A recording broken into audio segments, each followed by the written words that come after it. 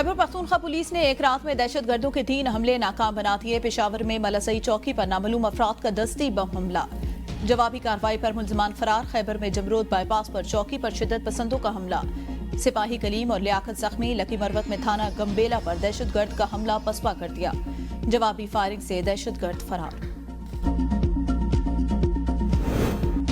जनूबी वजीरिस्तान और टांग में सुबह 6 बजे से शाम 6 बजे तक कर्फ्यू नाफिज। जालई न्यू कैडेट कॉलेज वाना सड़क बंद। तनाई सरवकई जंडोला रोड, अहमदवाम से कोटकई तक रोड और बीबी रगजई से जंडोला तक भी सड़क बंद। सिर्फ वाना गोमलजाम रोड खुली है। आवाम को मुतबादिल रास्ता इख्तियार करने की हिदायत। सिक्योरिटी फोर्सेज की नकलो हरकत के बाइस रास्तों पर कर्फ्यू लगाने का फैसला किया गया। कौमी सलामती की पार्लिमानी कमेटी का इजलास कल तलब। इजलास कल सुबह 11 बजे इन कैमरा मुनक्किद होगा। अस्करी क़यादत पार्लिमानी कमेटी को मौजूदा सिक्योरिटी सूरत-ए-हाल से आगाह करेगी। इजलास में तमाम सियासी जमातों के पार्लिमानी लीडरान और उनके नामजद नुमाइंदे शिरकत करेंगे।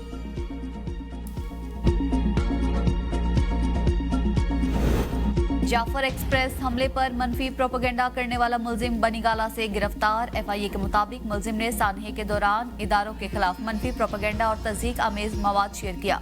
मुलजिम सोशल मीडिया पर कदम दहशतगर्द तंजीमों की हिमायत और इसकी तशहीर करने में भी मुलव्वस पाया गया।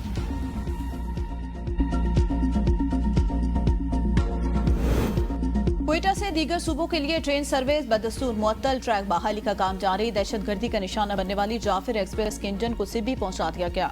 4 बोगियां जाए वकूफ पर मौजूद। ट्रेन के ट्रैक पर मौजूद ज्यादातर बोगियों को मच पहुंचा दिया गया। पटरी से उतरने वाली 4 बोगियों को आज क्रेन के जरिए उठा लिया जाएगा। सिक्योरिटी क्लियरेंस के बाद चंद रोज में रेलवे सर्विस बहाल की जाएगी। पाक फौज दहशतगर्दी की लहर का डटकर मुकाबला कर रही है। एक जमात की जानिब से सोशल मीडिया पर शोहदा की बेतौकीरी की जा रही है। वज़ीर इत्तलात पंजाब अज़मा बुखारी की प्रेस कॉन्फ्रेंस। कहा, दहशतगर्दी के वाक़यात को सियासी रंग देना काबिल नफरत है। क्या कोई पाकिस्तानी इंडियन मीडिया की जबान बोल सकता है? जाफर एक्सप्रेस को जिस खूबसूरत अंदाज में क्लियर किया गया वो काबिल तहसीन है। एक ऐसी सियासी जमात पैदा हो चुकी है जो पाकिस्तान के मुखालिफिन की बातें कर रहे हैं। मुश्किल वक्त में अगर वो साथ नहीं है तो वो भी दहशतगर्द हैं। वज़ीर आला खैबर पख्तूनख्वा को सूबे से ज्यादा अफगानियों की फिक्र है। वज़ीर आला खैबर पख्तूनख्वा यमीन गंडापुर कहते हैं, अफगान मुहाजिरीन से मुतालिक वफाकी पॉलिसी गलत, बेइज्जत करके वापस नहीं भेजना चाहिए।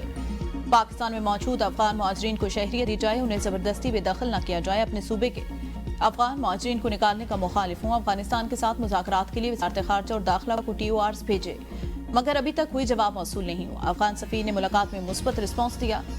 मुशीर इत्तलात खैबर पख्तूनख्वा बैरिस्टर सैफ कहते हैं, दहशतगर्दी सूबाई नहीं कौमी मसला। जाली हुकूमत दहशतगर्दी के खिलाफ जंग में ताउन के बजाय सियासी बयानबाजी से गुरेज करे। हुकूमत ने दहशतगर्दी के खिलाफ जंग में मदद की बजाय सूबे के फंड्स रोक रखे हैं। खैबर पख्तूनख्वा पुलिस दहशतगर्दों का बहादुरी से मुकाबला कर रही है।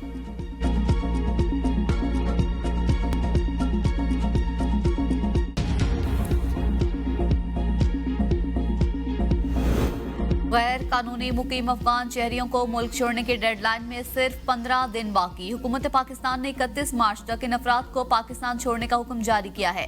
मुकर्ररा तारीख के बाद इन अफराद के खिलाफ सख्त कानूनी कार्रवाई की जाएगी।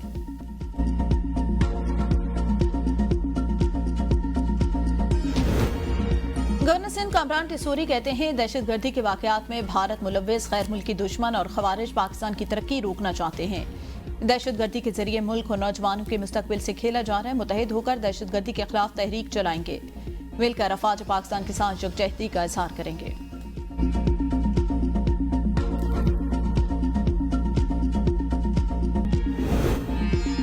सोशल मीडिया पर मनफी प्रोपेगेंडे पर PTI के 16 अफराद कल दोबारा JIT तलब। बैरिस्टर गौहर, उमर अशूब, रऊफ हसन और शाह फरमान JIT के सामने पेश हो चुके। 14 मार्च को तलबी के बावजूद पेश न होने पर अलीमा खान 19 मार्च को दोबारा तलब।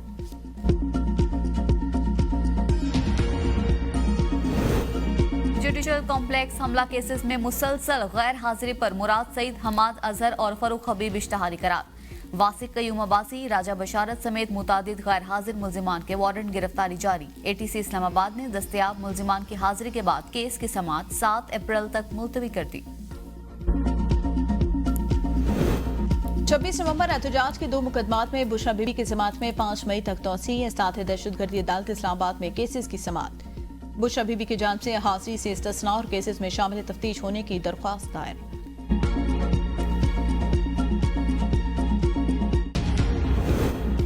पिछले 2 सालों में पीटीआई के 90% फैसले गलत हुए। 9 मई के बाद तहरीक-ए-इंसाफ का शराजा बिखर गया। शेर अफजल मरवत की एबीएन न्यूज के प्रोग्राम डिबेट एट 8 में गुफ्तगू।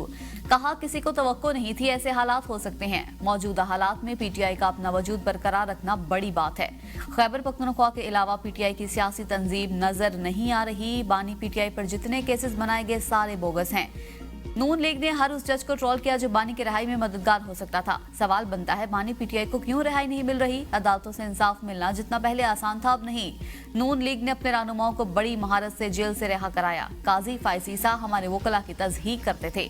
बानी पीटीआई से कहा था, हमें अपनी पॉलिसी को तब्दील करना पड़ेगा।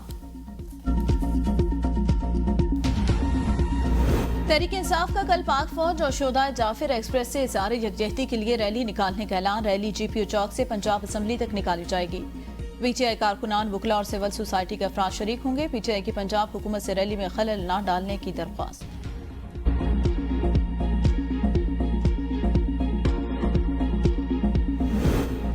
खैबर पख्तूनख्वा हुकूमत को तरक्याती फंड्स की मद में 11 अरब रुपए की 7वीं किस्त जारी। फंड्स जारी माली साल के दौरान समाजी तकाज़ों की तकमील के साथ इस्तेमाल किए जाएंगे। तनख्वाह और यूटिलिटी के मंसूबों को तरजीह दी जाएगी। तमाम महकमों को फंड्स के इस्तेमाल में शफाफियत और एहतियात बरतने की ताकीद। वज़ीर-ए-आज़म का नोटिस बेसूद। कराची में चीनी की कीमतों में कमी न हो सकी। गुज़िश्ता एक हफ्ते से चीनी बदस्तूर 175 रुपए फी किलो में फरोख्त। रवा माह चीनी 180 रुपए फी किलो तक फरोख्त हुई। रमजान मुबारक से कबल चीनी 130 रुपए फी किलो में फरोख्त की जा रही थी। रमजान मुबारक में चीनी की फी किलो कीमत में 50 रुपए तक का इजाफा हुआ।